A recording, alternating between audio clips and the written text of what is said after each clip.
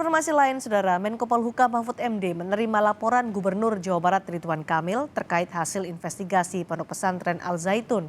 Mahfud MD menyebut ada dugaan tindak pidana. Menko Polhukam menyebut ada dugaan tindak pidana terkait Pondok Pesantren Al Zaitun dan hal ini akan ditangani oleh Polri. Selain itu, Mahfud juga mengatakan akan ada tindakan administrasi terhadap Yayasan Pendidikan Al Zaitun yang mengelola madrasah.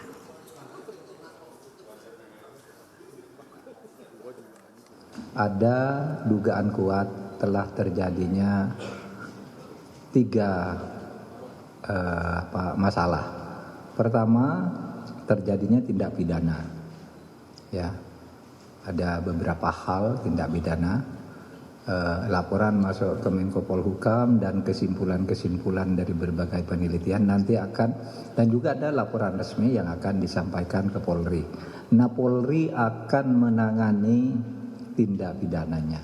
Yang kedua, ini tindakan hukum administrasi terhadap Yayasan Pendidikan Islam yang mengelola pesantren Al Zaitun dan sekolah-sekolah madrasah yang dikelola oleh Kementerian Agama.